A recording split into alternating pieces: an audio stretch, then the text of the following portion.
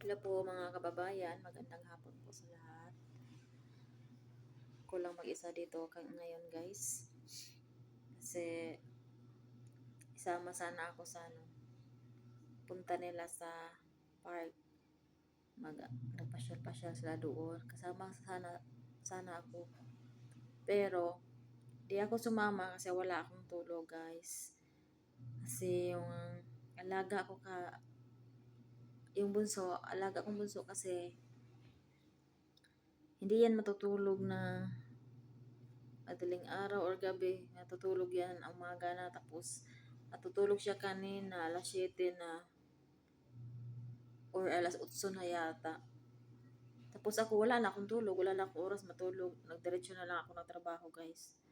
Naka tulog lang ako ng 30 minutes ata. Tapos hanggang ngayon, anong oras na? Mag alas 2 na po. 1:53 PM na. Wala pa akong almusal. Naglalaba ako ngayon. Hindi ako sumama, sabi na nga mo ko sama ka.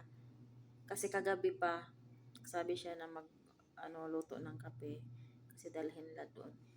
Sabi niya, sama ka sa amin. Sabi ko, saan punta?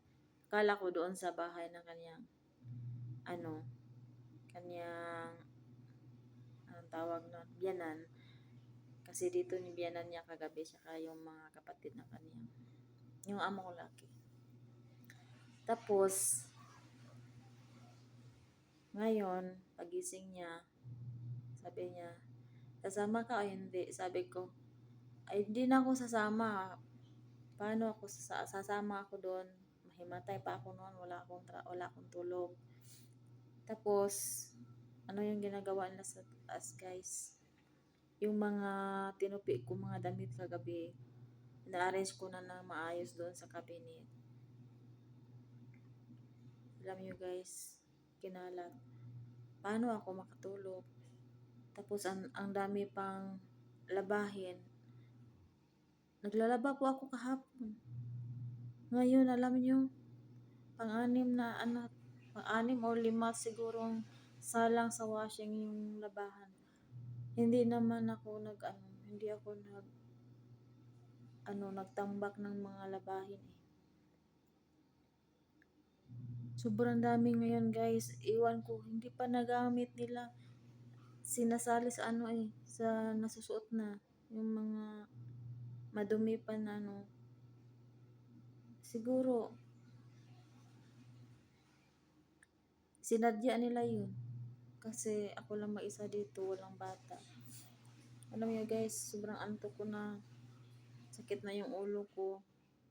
Parang mahimatay na ako sa gutom, kasi nauna ko yung trabaho eh. May pagkain naman ako dito. Malalamig na lang yun sa pati. Tapos, paano ako makakain? Akyat baba. Kasi, hindi pa ako makapalabas dito ngayon kasi nilock nila yung pintuan. Takot sila na mamalis ako. Tapos lakas ng ulan guys. Hindi ako sumama kasi alam ko na umulan talaga ngayon. Kaya nandito ako nagpaiwan. Pero hindi ako nakatulog. Ang daming trabaho iniwan guys. Paano makatulog? Tulong.